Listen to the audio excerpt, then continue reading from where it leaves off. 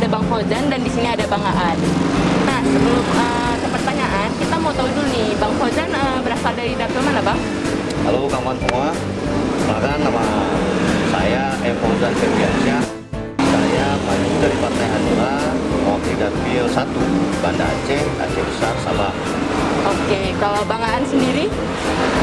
Halo teman-teman muda Hanura, perkenalkan nama saya Aan Bisnanda Valiti. Saya maju mewakili Partai Hanura untuk daerah pilih Aceh Barat, Nagan Raya, Aceh Jaya, dan Sibelu. Dapil 10, nomor urut 3. Kamu nomor 1. Nomor urut 1. Luar biasa nih. Nah, jadi kita hari ini mau bahas tentang apa nih Kak Jilan? Sore hari ini kami akan berdiskusi kecil-kecilan nih kan. Jadi ada beberapa pertanyaan buat abang-abang. Nah, buat Bang Fauzan nih, kenapa Bang Fauzan itu bisa terjun ke dunia politik? Ya, makasih Dilan pertanyaannya. Kenapa berpolitik? Ini memang pertanyaan yang sudah banyak orang tanya dari dulu sekali 2011. Ya. Ada dua alasan sebenarnya. Pertama karena alasan pengalaman, yang kedua karena alasan sejarah. Pertama, pengalaman. Abang dari mahasiswa terlibat di bagian mahasiswa. Dari mulai 2005, abang sering terlibat aksi-aksi demonstrasi. Pertama sekali isunya itu mengawal dan pas memastikan bahwasanya Undang-Undang Pemerintah Aceh atau UPA itu benar-benar berasa manfaatnya bagi rakyat, bagi perdamaian, dan bagi keadilan bagi rakyat Aceh. Dari pengalaman itu kemudian ratusan kali bahkan abang selalu turun ke jalan, demonstrasi bersama kawan-kawan kampus, demonstrasi bersama kawan-kawan konflik, datang ke kantor DPR, datang ke kantor gubernur. Tujuannya apa? Memperjuangkan kepentingan rakyat. Puncaknya memang ada pada tanggal 10 Desember 2010. Waktu itu hari hak asasi manusia sedunia. Kita merayakannya dengan demonstrasi besar-besaran ribuan korban konflik se-Aceh ke kantor DPR. Kita nginap di sana. 3 malam kita nginap. Lalu kita kemudian terpikir, kok rasa-rasanya sudah 5 tahun kita demonstrasi.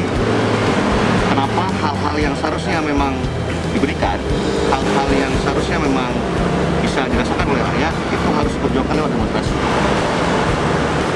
Kemudian abang sadar, abang waktu itu terlibat dalam tim negosiasi antara massa dengan DPR. Akhirnya kami program massa berjumpa dengan ketua DPR, waktu itu ketua DPR Pak Asfiatullah. Akhirnya memang alhamdulillah undang-undang KKR itu atau kanun KKR itu diberikan, lahir di tahun 2013. Poinnya apa? Pada malam hari itu karena kita pindah di kantor DPR, kita tiduran di sana, abang jadi terpikir, kayaknya saya harus masuk partai politik. Saya harus masuk politik. Saya berjuang lewat partai politik. Karena apapun kebijakannya ternyata yang punya peran besar adalah partai politik. Yang kedua, karena kesadaran. Memang terus terang abang punya kesadaran politik dibentuk oleh pengalaman. Di 2003 abang ketua OSIS PS3 Banda Aceh. 2003-2004 periode OSIS abang. Waktu itu kan sedang maraknya pemilihan presiden sama kayak kita sekarang. Kebetulan pemilihan presiden itu langsung, pilpres langsung pertama kalinya di Indonesia. Jadi abang mungkin sekarang istilahnya milenial.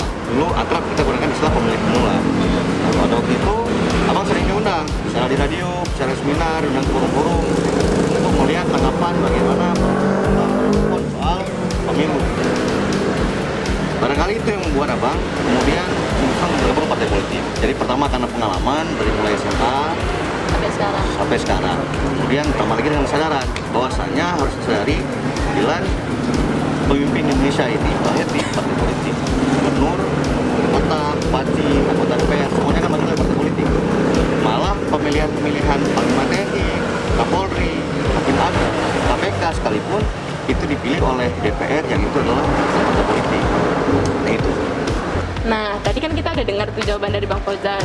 Ini sekarang Nona mau tanya sama Bang Aan. Bang Aan sendiri kenapa tuh pertama kali terjun ke dunia politik? Oke.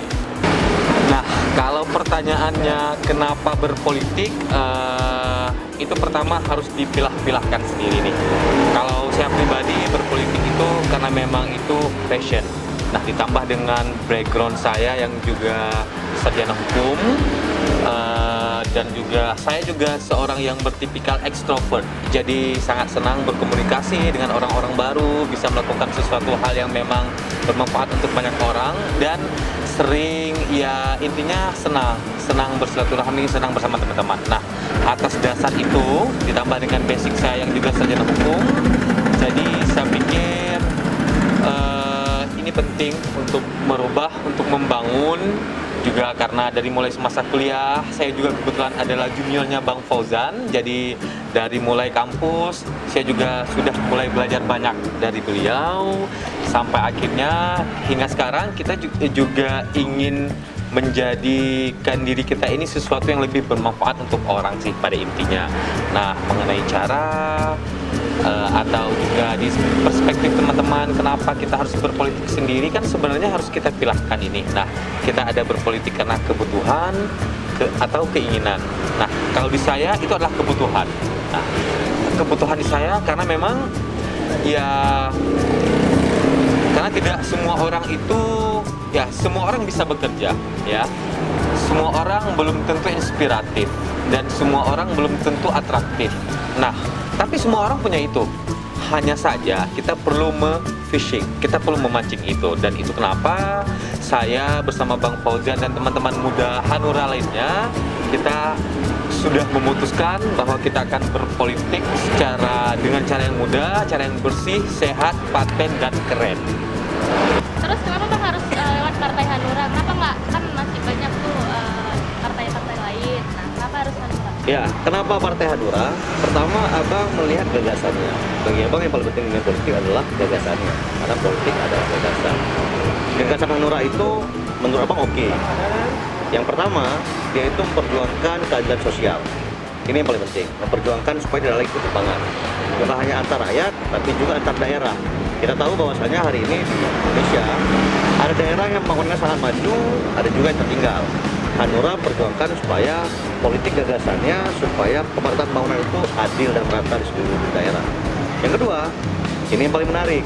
Hanura ternyata memberikan ruang yang begitu besar bagi anak muda. Aan mungkin bisa jelasin juga, bisa ngerasain. Ada ruang yang diberikan kita. Anak muda di Hanura ini tidak dijadikan alat politik, tapi benar-benar menjadi pemain politik. Makanya Hanura kemudian berikan kesempatan bagi kita yang muda untuk nyalek, untuk berperan di partai, bukan hanya sekedar melengkapi kuota pengurus, tapi benar-benar menjadi pemain politik. Yang ketiga, kayak gini nih, belakang kita ini. Ini kan kantor Hanura nih, tapi memberikan ruang berekspresi, beraktivitas bagi anak muda, khususnya di Aceh, untuk bisa mengembangkan aktivitasnya. Lawan apa? Nah, kalau saya sendiri itu poin kedua dari Bang Fauzan itu menjadi komponen utama untuk saya nih. Nah, dimana yang Partai Hanura ini membuka ruang sebesar-besarnya untuk anak muda berekspresi.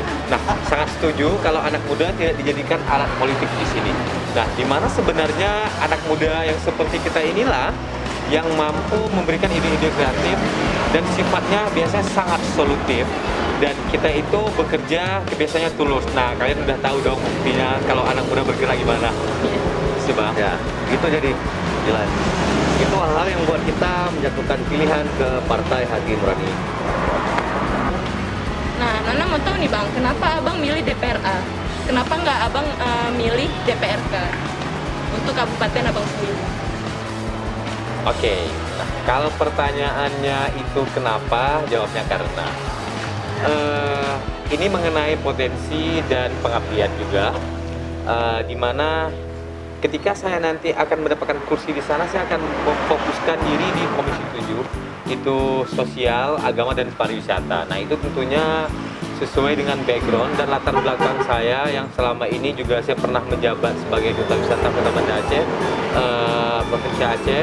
Nah, melihat potensi yang sangat banyak di dapil saya, tentunya ini akan bisa kita kembangkan nantinya, dan ada pun beberapa sisi-sisi lain yang juga akan memberi manfaat dan efek baik bagi masyarakat nantinya ketika kita sudah melakukan pengelolaan secara baik.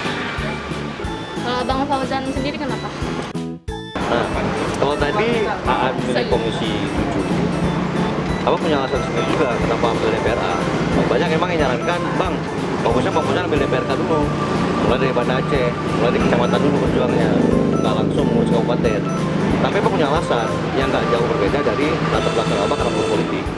Pertama, bahwasannya kita sadar betul bahwasannya Aceh ini dana otonomi khususnya akan habis 2027. Kalau sekarang kita punya APBA 3 triliun, 5 triliun, nanti akan hanya ada setengahnya barangkali. Bagaimana Aceh kemudian bisa dibangun dengan punya setengah dari 5 APBA sekarang? Kita bisa dapat apa? Kedua, pengalaman abang di kampus, apa yang memperjuangkan dari isu lingkungan, isu pendidikan, isu permapublik dan asasi manusia, itu wacananya atau peran besarnya ada di DPR Aceh. Maka pemilih DPRA itu tidak lepas dari bagian pengabdian dan kemudian kami perjuangkan. Yang lebih penting memang kenapa pemilih DPRA, kalau tadi sudah di komisi 7, abang insya Allah akan memilih komisi 3. Komisi 3 itu marah bidang keuangan investasi. Tadi kan abang sudah bilang, memilih Partai Hanura untuk merta pembangunan. Memilih komisi 3 juga untuk memastikan bahwasanya investasi boleh masuk di Aceh. Tapi investasinya masuk di Aceh untuk memastikan bahwasanya rakyat Aceh bisa sejahtera.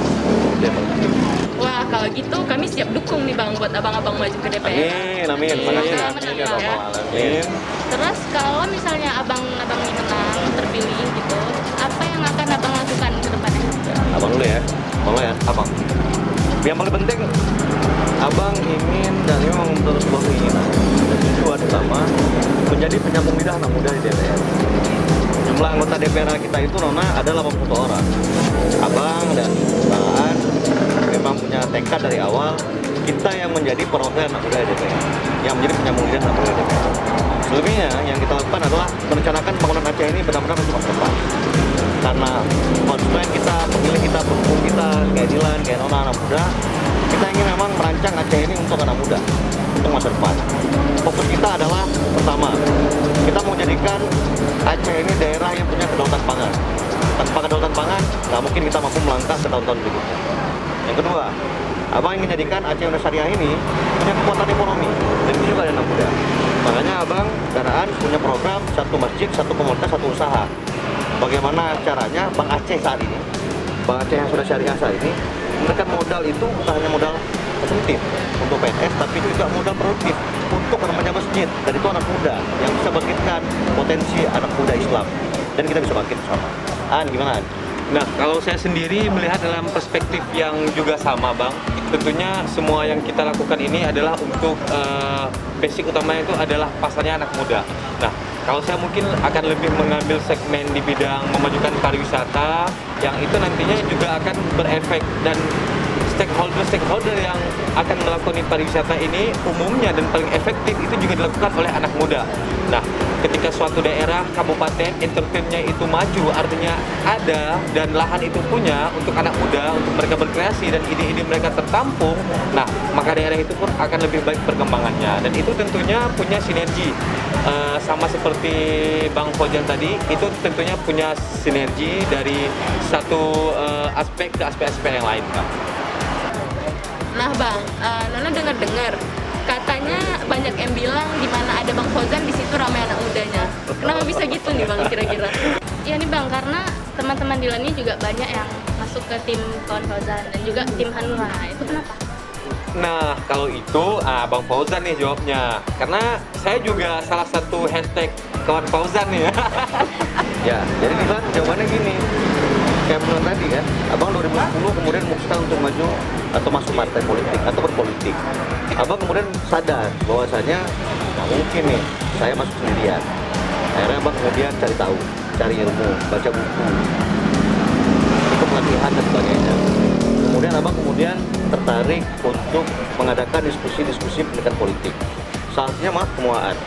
Abang ketemuan 2011 dalam satu forum diskusi pendidikan politik yang abang bikin sendiri. Di situ kemudian abang coba merangkul anak muda. Hasilnya memang seperti yang Dilan bilang, ada banyak anak muda yang gabung ke abang. Praktis dari 2012 sampai 2018, ada 7 mahasiswa yang datang ke abang untuk mewawancarai pembuatan skripsi. Artinya apa? Abang memang tidak ingin berjuang di politik sendirian, butuh anak muda.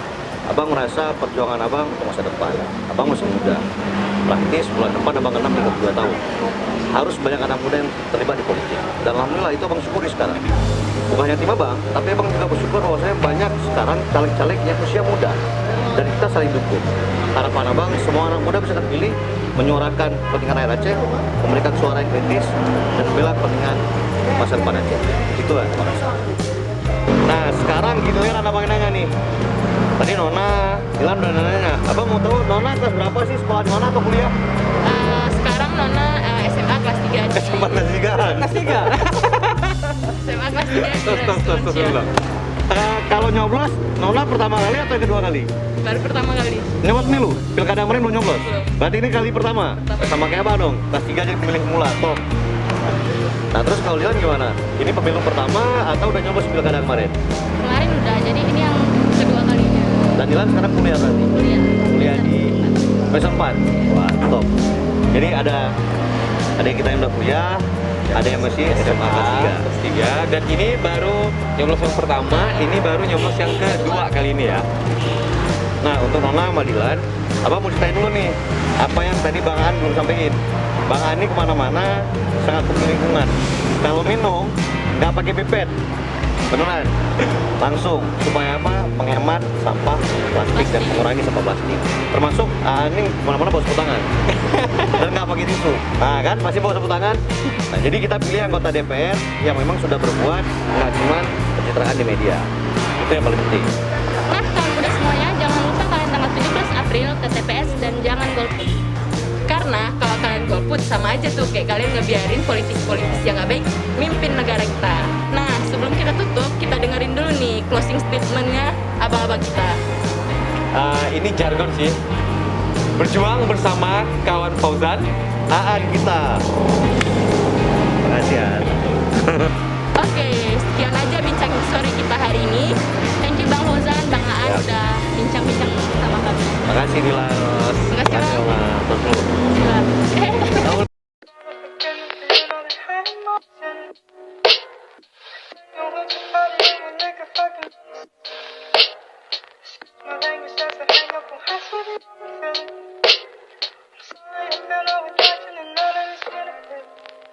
Slide on that shorty, push, hell up.